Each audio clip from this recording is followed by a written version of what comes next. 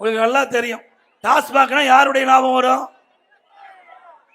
சொல்லுங்க? பேர் ஒரு அமைச்சர் இருந்தார்ல, செந்தில் பாலாஜி, 10 ரூபா அமைச்சர். அவர் தமிழ்நாட்டில் 6000 மதுக்கடை இருக்குது.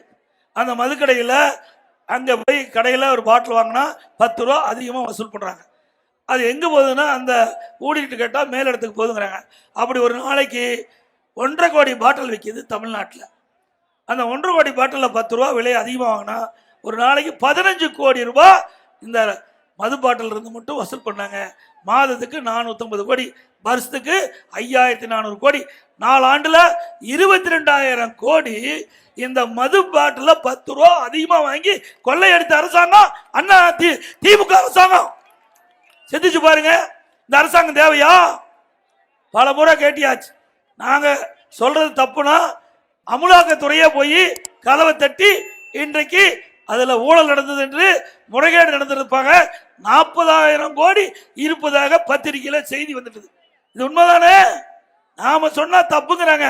அமலாக்கத்துறையே இந்த விசாரணை மேற்கொண்டு கேட்டது. ஆக கொள்ளையடிக்கிற ஆட்சி தொடர வேண்டுமா? தொடர வேண்டுங்களா? அதே போல விலைவாசி உயர்வு முன்னை முட்டுகின்ற அளவுக்கு உயர்ந்து போச்சு.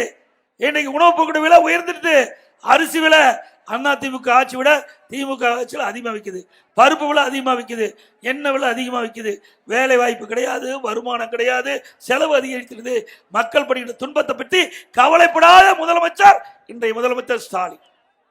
அவர் குடும்பம் முக்கியம். குடும்பத்தில் இருக்கிறவங்க ஆட்சி அதிகாரத்துக்கு வரணும். நீங்க பாருங்க, எந்த கட்சியிலுமே இப்படி இருக்காது. இந்தியாவில் எத்தனையோ கட்சி இருக்கிறது. ஆனா திமுக கட்சியில் மட்டும் திரு கருணாநிதி அவர் இருந்தார், அதுக்கப்புறம் திரு ஸ்டாலின், அப்புறம் உதயநிதி, அடுத்து இன்பநிதி வர இருக்கார்.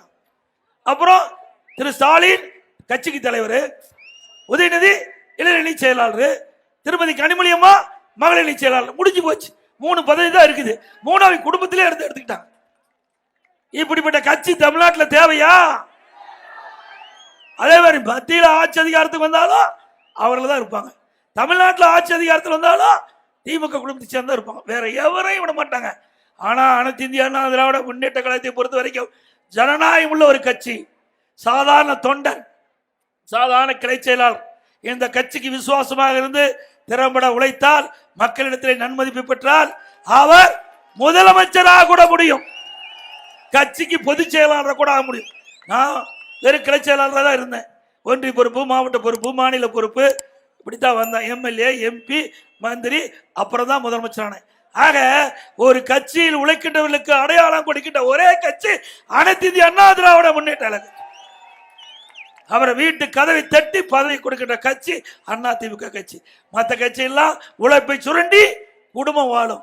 இங்கே பொறுத்த வரைக்கும் உழைப்பை கொடுப்பவர்களுக்கு குடும்பத்தை மகிழ்விக்கின்ற கட்சி அண்ணா திமுக கட்சி என்பதை நேரத்திலே கோடிட்டு காட்டி